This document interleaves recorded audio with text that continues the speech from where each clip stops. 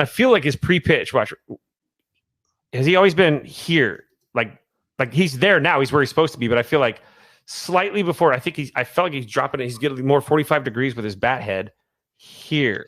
Like drop right there. Like there. Has he always pull up on the YouTubes. Pull up a clip from. Pull up one of his White Sox. It does look a bit higher than it usually is. Look at his hands. Yeah, look at that right there. Also, for those Adam Vaughn height truthers out there, that's actually a 15-foot batting cage.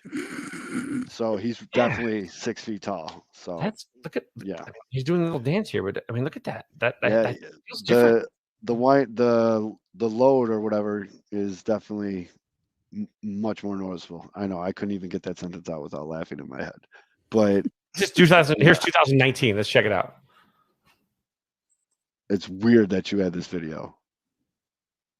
Look where his hands are. Yeah, his hands are much higher. Look where they're at here. Oh, well, look up last season, Kevin. His bat's starting more up. He usually and he's not wrapped as much now either, though. You'll notice that his bat is going. If you can see my mouse, instead of going behind, instead of wrapping it like he is here, it's going this way instead. It's going almost perpendicular to his or parallel to his front left elbow slash. And it's not as big of a load. I'm just going to see how many times I can say load. You should need to say load. Is a lot beef load. There you go. Yeah, look at that. Yeah, that's just different. Yeah, his hands are way higher. Look where he's at here pre-pitch too. Like as he's going in, and then he gets his hands to the right spot. That's great. But right here, this ain't it. Ain't even close to that. No, it looks like he's taking a different path to that money position. That's a long way to come around a baseball. There. While Fitz brings this up, this is a great time to remind people, if you don't watch us live and you're listening to the podcast, you can watch us live on Wednesday nights. And a good thing to do is subscribe to the YouTube There we go, channel. 2022. Subscribe. So, yeah, I mean, yeah, those hands are way different. Yeah, he last year he was just here. This year he's up and then back down. So, like, again, this was already much improved from the first year, but his bat is still like over here. No, you can see my mouse. Go from that video to the video from today. And I mean, if you can't see the hand difference, got to go to here.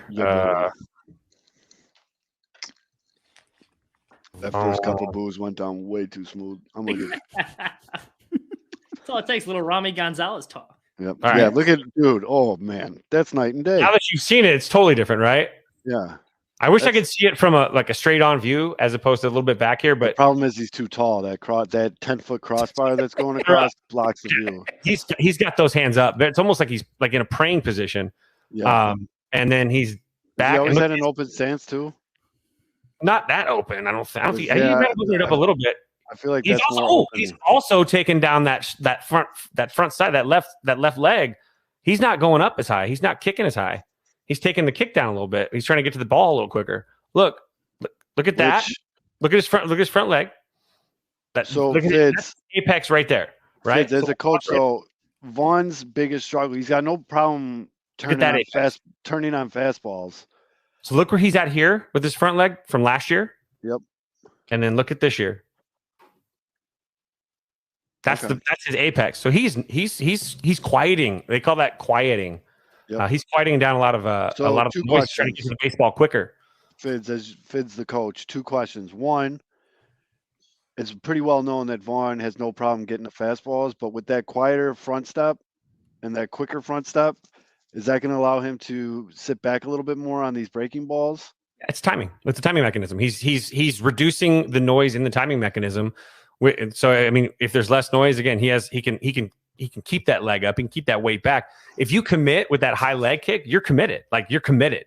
Now that he's kind of balanced that out, that's a much easier athletic balanced position, especially with his backside, for him to actually maintain and then keep his hands back too, and not feel like he's transferred any of that weight, any of that that physics or the that power to the front. So he's trying to keep that back, not physics. I mean, it's the energy that comes from that. It's the energy. So you got to keep that energy back, because once you've forfeited the energy, it's done. You're all hands. So by keeping that leg kick a little smaller, it allows him to keep the weight back. It's more of a lift and drop as opposed to a full on like leg kick, and that allows him. He actually has a more balanced lower half now. I like it. I think that's going to make a difference. And I think that if he's gotten stronger upstairs, I think that core allows him to get his core into it. And then, of course, if he's built up the upstairs, this might increase the long ball a little bit. I'm a little that brings me to my second question, which Beefloaf said in the comments too. This is going to help him get out in front and pull more balls, right? Yep. Yeah. Absolutely. Some pistons too. Some balls down the left field line too. A couple extra doubles, that liner over the third baseman's head. And again, he can keep back. He's not going to have his ass in the dugout. If he is beat on something, he can at least stay back, and the dude's strong as shit. He can actually rely on his hands to punch something the other way. And even if he is guessing wrong or his timing's off, the hands are so strong because he's a strong kid. He could just strafe a ball into the right center field gap or strafe the ball, strafe something over the second baseman's head. And again, we're not dealing with the shifts now too, so he might be able to just punch one up the middle. And that's why I really like Andrew Vaughn as a hitter, because you saw his rookie year, he struggled a lot with hitting right-handed pitching. And then his next year got a lot better. I think he was batting over 300 first half of the season against righties. And now, power maybe wasn't where he wants. He's trying to improve upon that. So he's constantly adjusting. And that's why I do have faith that he can handle that first base position pretty good, because he's shown he can make adjustments year to year. And he's improved exponentially between the 2 years.